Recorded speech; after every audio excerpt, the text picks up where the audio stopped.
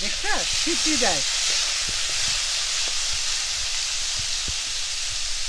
কি করছি বলো তো বন্ধুরা, আমের টক করব। এখানে সব রান্না বান্না হয়ে গেছে, প্রেসারে ডাল আছে, তাই আজকে নিরামিষ।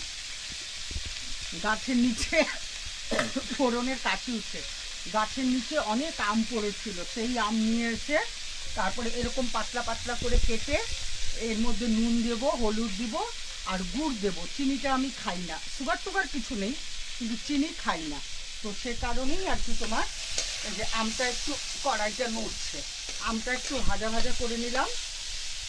অনেকক্ষণ জলের মধ্যেও ভিজিয়ে রেখেছি যেন কষ ভাবটা চলে যায়। এই যে একটু নুনও দিয়ে দেবো, আর হচ্ছে তোমার একটু হলুদ দিয়ে দেবো, তারপরে অনেকগুলো জল দিয়ে দেবো। এই হচ্ছে আমের ঝোল। গরমকালে ছোটোবেলাতে অনেক খেয়েছি, মা খাইয়েছে, গ্লাস ভর্তি ভর্তি করে আমের ঝোল খেয়েছি।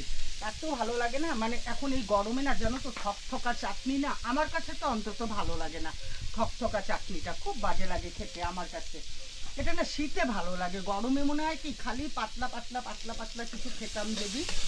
এখন এই যে দেখো এর মধ্যে অনেকটা পরিমাণেই জল দিয়ে দিব, ফুটে আমগুলো সিদ্ধ হয়ে যাবে, তারপরে গুড় দিয়ে যেন সব গ্লাসে গ্লাসে আর কি চুমুক দিয়ে খাওয়া যায় আর কি।